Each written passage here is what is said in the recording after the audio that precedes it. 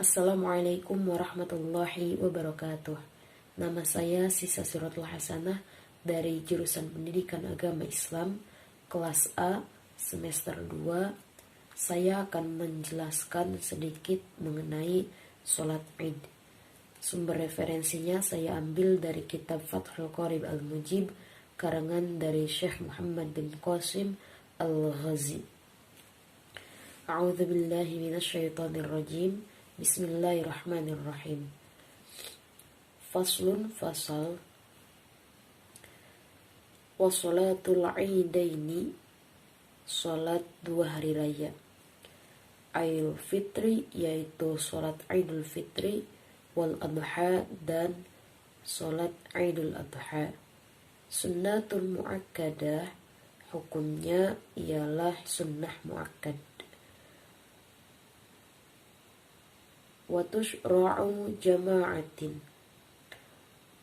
Watusra'u, sholat Id itu disunnahkan jama'atan, dilakukan secara berjamaah, walimunfaridin, bagi orang yang sendirian, wa musafirin, dan musafir, wa hurrin, dan orang yang sudah merdeka, wa abidin, dan hamba sahaya, wa huntha, dan huntha, wa mra'ati la jamilatun, dan wanita yang tidak cantik, wala dzati hayati, dan tidak dzatil hayat. Ammal ajuza, adapun bagi wanita yang sudah tua, fatahaddir, maka sunnah untuk menghadiri al-Id, sholat Id, fi thiyabin, dengan memakai pakaian, baitiha, pakaian kesehariannya, bila tibin, tanpa memakai wewangian. Jadi sholat Id itu terbagi menjadi dua, yaitu yang pertama sholat Idul Fitri dan yang kedua sholat Idul Adha. Hukumnya itu termasuk dalam kategori sunnah muakkad, yaitu sunnah yang diperkuat, itu yang sangat dianjurkan. Sunnah muakkad ini selalu dikerjakan oleh Rasul, cuman Rasul pernah meninggalkan satu atau dua kali, itu hanya untuk mempertegas kepada umatnya bahwa hal tersebut hanya sekedar sunnah, tidak merupakan amalan wajib, tapi sunnahnya yang diperkuat. Sholat Id itu disunnahkan untuk dilakukan secara berjamaah, gitu, bagi seseorang yang sendiri, musafir, orang yang merdeka, hamba sahaya, huntha, atau huntha itu seseorang yang memiliki alat kelamin dua, atau disebut juga dengan transgender, wanita yang tidak cantik, wala dzati hayatin, dan tidak dzatil hayat, atau gerak-gerik si wanita itu mengundang perhatian orang-orang. Jadi semuanya itu, dari baik itu ya dia yang sendiri maupun musafir dan lain sebagainya, dianjurkan untuk melakukan sholat Id itu secara berjamaah. Kemudian bagi seseorang yang sudah lanjut usia, sudah sepuh, sudah tua, maka sunnah untuk menghadiri sholat Id itu dengan memakai pakaian kesehariannya tanpa memakai wewangian. Kemudian waktu sholatil Id, waktu pelaksanaan sholat Id, ma baina tulu'is syamsi, yaitu di antara terbitnya matahari, wa zawaliha, dan tergelincirnya matahari.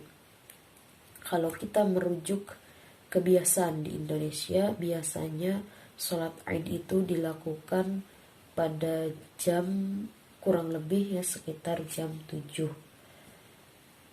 Dan jarang gitu ada yang melakukan sholat Id lebih dari waktu zuhur, itu jarang.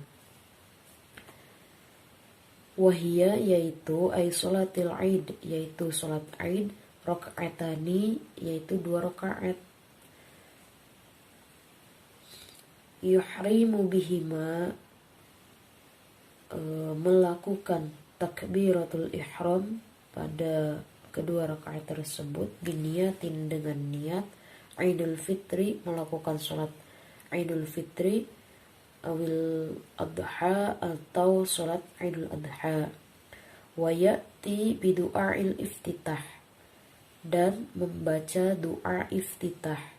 Wa yukabbir, dan membaca takbir fi raka'atin, dalam rakaat al-ula yang pertama, sab'a siwa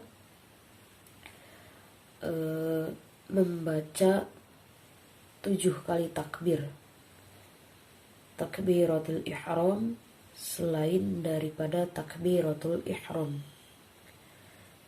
Jadi di rakaat yang pertama itu setelah takbiratul ihram membaca doa iftitah dan membaca 7 kali takbir. Nah, 7 kali takbir itu selain daripada takbiratul ihram. Thumma yata'awudz, kemudian membaca ta'awudz, wa yaqra'ul fatihah, dan membaca surah al-fatihah. Thumma yaqra'u ba'daha, kemudian membaca surah setelah membaca surah al-fatihah, suratan jahron, membaca surat dengan mengeraskan suara. Wa yukabbir, dan membaca takbir fi raka'ati tsaniyah, dalam rakaat yang kedua, khamsa siwa 5 kali takbir, takbiratil qiyam, selain daripada takbir untuk berdiri. Jadi di rakaat kedua itu membaca takbirnya 5 kali selain daripada takbir untuk berdiri. Jadi setelah sujud tumaninah kemudian takbir, nah setelah takbir itu membaca takbir 5 kali. Thumma yata'awudz, kemudian membaca ta'awudz. Thumma yaqra'ul fatihah, kemudian membaca surah al-fatihah. Wa surah iqtirabat jahron, membaca surah iqtirabat dengan mengeraskan suara. Kalau tidak salah surah iqtirabat itu surah Al-Qamar, kalau tidak salah itu ya. Wa yakhtubu nadban ba'dahuma, dan setelah melaksanakan sholat ay raka'ataini, yaitu sholat Id yang 2 rakaat itu, khutbataini, sunnah melakukan 2 khutbah, yukabbiru, dengan membaca takbir, fi ibtida'il ula, pada awal khutbah yang pertama, tis'an wilaan, 9 kali takbir secara terus menerus. Wa yukabbiru, dan membaca takbir, fi ibtida'its tsaniyah, pada awal khutbah kedua, sab'an wilaan, 7 kali takbir dengan terus menerus. Walau fasola bainahuma, dan seandainya 2 khutbah itu dipisah, bitahmidin, dengan bacaan tahmid, wa tahlil, dan bacaan tahlil, wa thanain, dan pujian-pujian, kana hasanan, maka hal itu baik atau diperbolehkan. Jadi khutbah dalam sholat Id itu berbeda dengan sholat Jumat. Sholat Id itu khutbahnya dilakukan setelah selesai sholat. Nah, setelah selesai baru melaksanakan khutbah. Nah, berbeda dengan sholat Jumat. Kalau sholat Jumat itu dilakukan setelah azan yang kedua.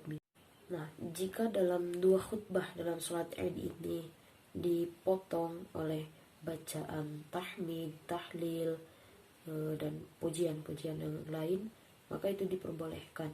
Itu baik dan diperbolehkan. Wa takbiru ala qismaini. Takbir itu terbagi menjadi dua. Yang pertama takbir mursal, wahwa yaitu ma la yakunu akibas sholah, takbir yang tidak dilakukan setelah selesai sholat Id. Wa muqayyad, dan kedua takbir muqayyad, wahwa ma yakunu akibaha, takbir yang dilakukan setelah sholat.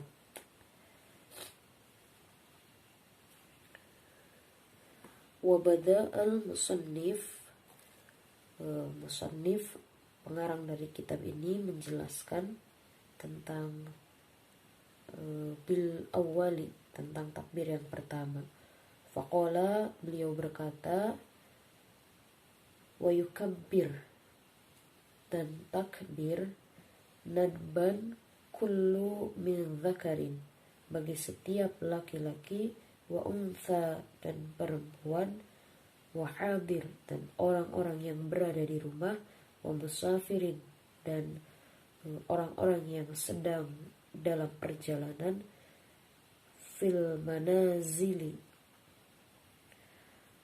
disunnahkan membaca takbir di rumah-rumah,